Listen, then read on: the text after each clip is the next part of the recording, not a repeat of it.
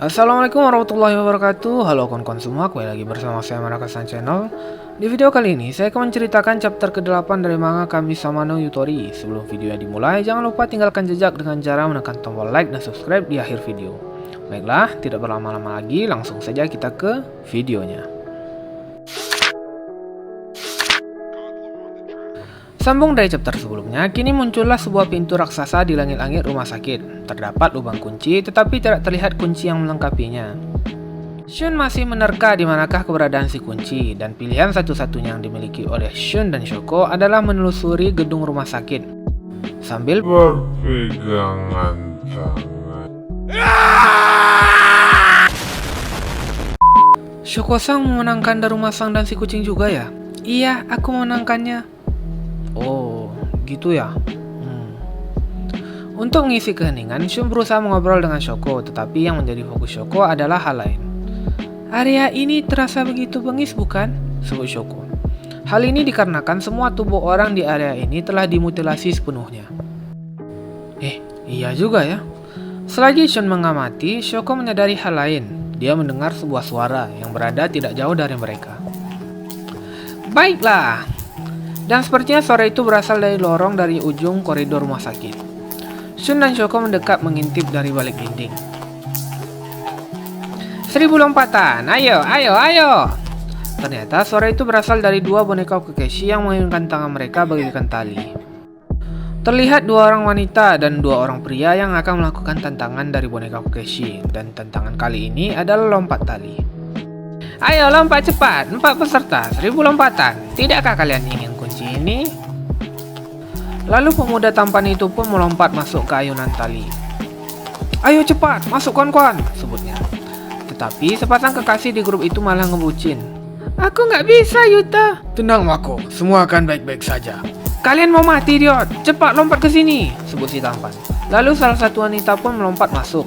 Berpacu dengan waktu, akhirnya si pria yang ngebucin tadi pun melompat masuk ke ayunan tali, dan yang tersisa tinggal pacar si pria tadi.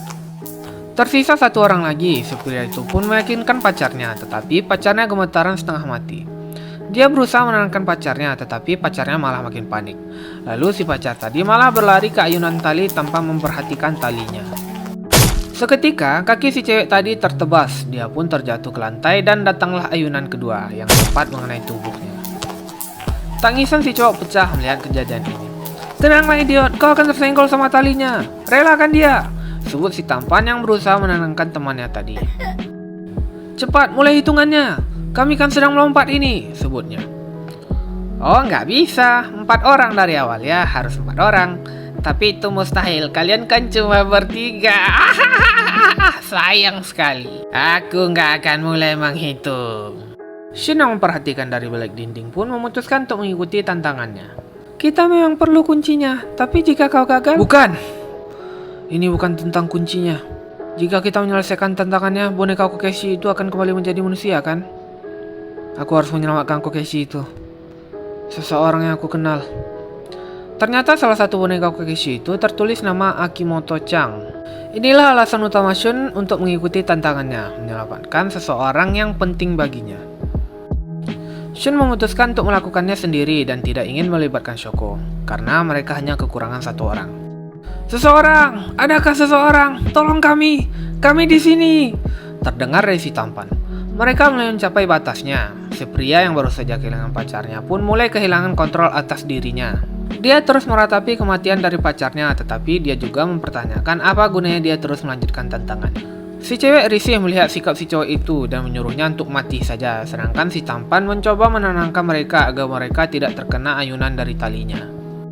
Rengekan si cowok itu pun semakin keras dan membuat si cewek menjadi kesal. Yang ditakutkan pun terjadi, kaki si cewek tersenggol dengan kaki si cowok dan si cewek kehilangan keseimbangannya. Si cewek menggenggam kerah baju si tampan dan menjadikannya dorongan untuk mendapatkan keseimbangannya kembali, dan kemudian si tampan didiskon 50%.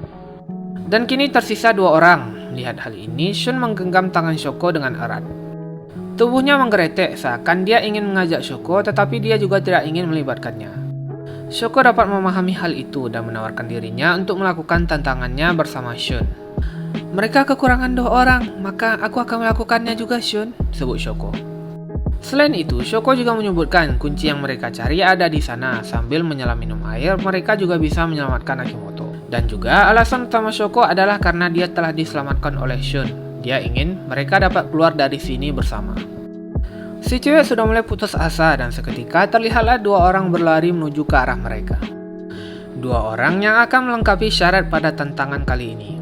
Mereka melompat. Kita tidak bisa melakukannya sendiri, kita harus percaya satu sama lain dan menyelesaikan tantangan ini. Bersama, kita berempat, kita pasti bisa melakukannya. Kita akan melompat 1000 kali, mari kita lakukan! Yeay! Dengan motivasi yang Shun berikan, semangat mereka pun mulai membara. Akhirnya, boneka Kokeshi pun mulai menghitung. 1, 2, 3... Untuk menyatukan ritmenya, Shun pun mengajak yang lain untuk menghitung bersama. 4, 5, 6. Beberapa saat berlalu, terdengar suara ayunan tali bergema di lorong rumah sakit, tetapi tidak dengan hitungannya. Ternyata cewek dan cowok di awal sudah tidak bernyawa dan meninggalkan Shoko dan Shun seperti keadaan mereka.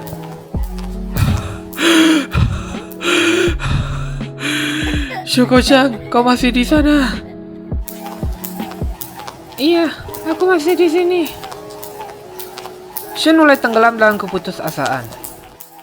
Aku akan mati. Maafkan aku, Akimoto. Maafkan aku. Aku tidak bisa menyelamatkanmu. Aku tidak bisa melanjutkan. Shun merengek sambil menahan air matanya. Tiba-tiba Akimoto muncul.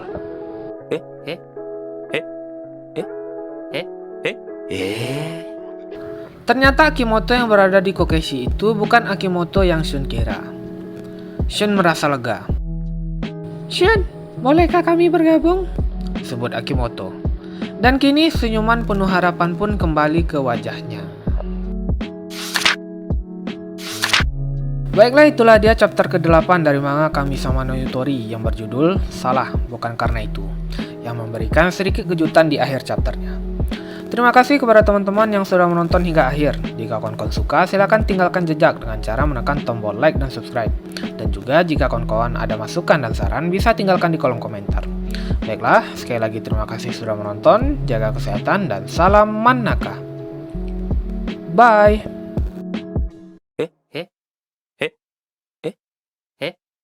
Eh?